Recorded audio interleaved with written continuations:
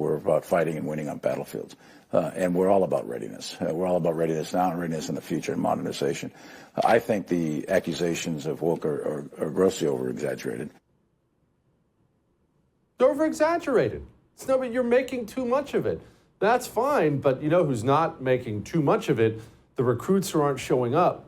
The people who are in and are getting out. Our retention is as frightening as our recruiting. Joining me now, United States Marine Lieutenant Colonel Dakota Wood. He's the Senior Research Fellow, Heritage Foundation. Colonel, look, Mark Milley, the new chairman, they can all say what they want. It's overblown. They're making too much of it. I see the recruiting numbers, Colonel, and I know dang well that you know the retention numbers, and a lot of people seem to be making a lot of it. Yeah, perceptions really are reality in these things. A recruiter goes to a high school or a ballpark or wherever, or parents might be, guiding or suggesting or mentoring their children as to career paths. And do you want to join the military? So we can look at all kinds of statistics about tactical readiness in the forces, whether people are proficient with their airplane or their machine gun or whatever that is.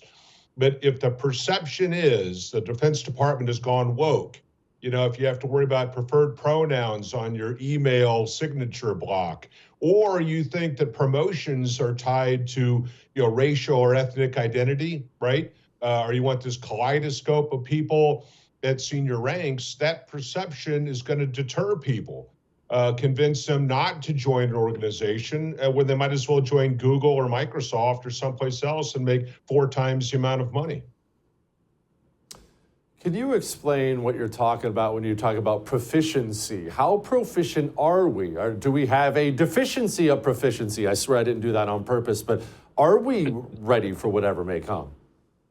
Yeah, it's a mixed bag. In the ground level, when you've got troops and they're out there firing their artillery tables or maneuvering to contact in the training scenario, we've got good people in the military services, and they're led by some really good leadership there at the small unit level. But then you look at a statistic like in the Air Force, where they are so short of pilots that if you are drawing a breath every morning, you're going to be a pilot in the U.S. Air Force. Their graduation rate is near 100%.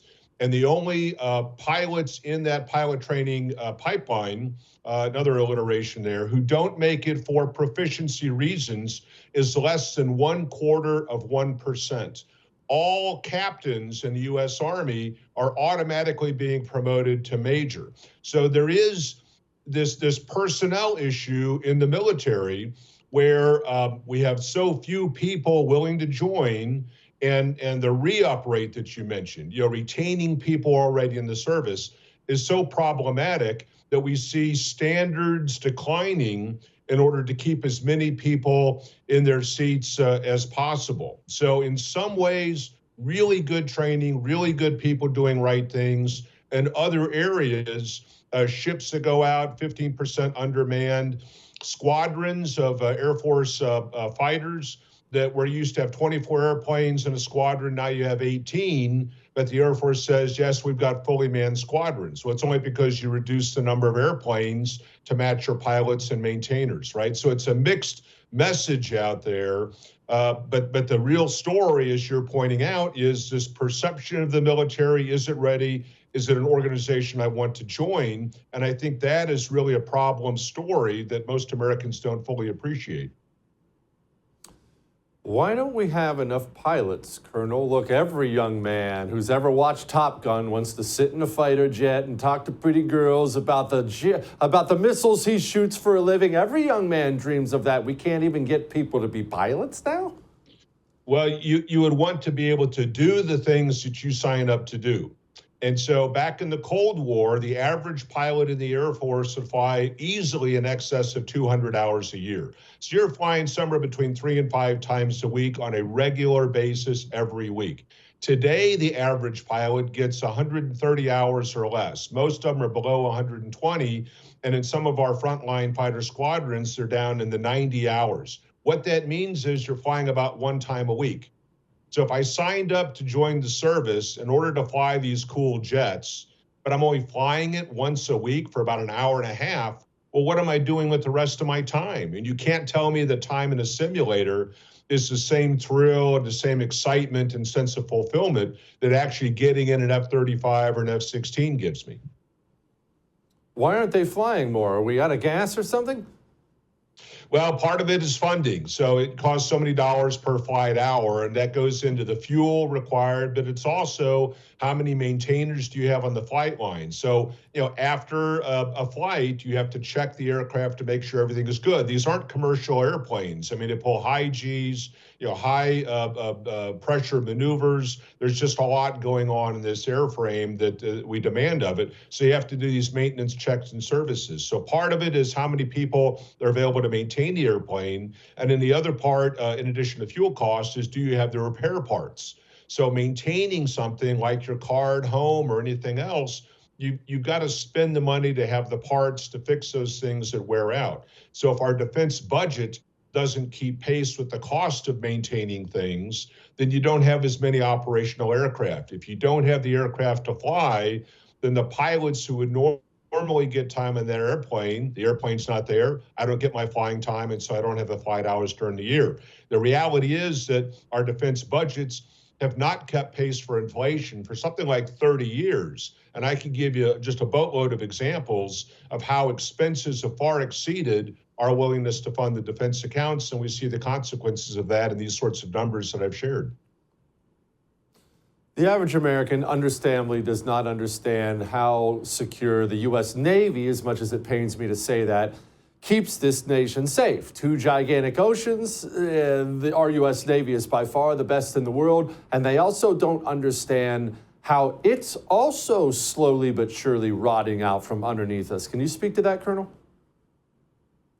Yeah, again, the Cold War is just a great reference point. I mean, it's kind of in history books for most people these days, but it was a period of time when we were engaged with a massive opponent, the Soviet Union, truly on a global stage: Pacific, the Atlantic, the Mediterranean, the Arctic oceans, planes in the air all the time, nuclear armed bombers on 24-hour, alert. I mean, it was a big thing. So when you think about today with Russia and China and Iran, a very, very messy world. So when we look at the Cold War as an example, we had almost 600 ships in the U.S. Navy. Today, and I checked the numbers this morning, we have 291. So half the fleet that we did, and yet the world is as big as it's ever been, and we actually have more enemies out there than we did in the Soviet Union. So if you have half the ships and you're still trying to keep the same number deployed to cover down on, missiles off of, Yemen from the Houthis, mischief going on in the Mediterranean, the Red Sea, the Persian Gulf with the Iranians, China potentially invading Taiwan. There's just a lot of stuff going on. It means you're using those ships twice as much because you only have half as many, which wear out the crew, it wears out the ships, you don't have the money to repair the ships. And so it's a circle that just evolves into this sort of inconsistency and problematic ship availability to secure our own borders. How's China's Navy? Obviously, I'm very concerned about theirs compared to ours. Yeah, they're at 360 ships and counting. Most analysts assess that they'll have near 400 easily before 2030, so in the next 5 or 6 years. So 360 versus our almost 300, 291, you wouldn't say, well, that's kind of close. Well, not really, because the U.S. Navy only keeps about 100 ships out at sea in the world on any given day, and only about 60 of those are dedicated to the Indo-Pacific, that part of the Western Pacific facing Japan and Korea and China. So when you look at 60 ships versus 360, it's a 6-to-1 advantage favoring China. Plus, our ships are operating 6,000 or 7,000 miles from home, whereas China's are operating about 200 or 300 miles from their shore. So they can be covered by all the land-based anti-ship missiles, land-based aircraft that can fly out a couple hundred miles and shoot things at our ships. So the numbers dramatically favor China in any kind of contest in that part of the world. And it just goes to show you how important numbers really matter if you're thinking you're going to take any losses in combat. And I think battlefields in Ukraine and elsewhere show that losses are a feature of warfare.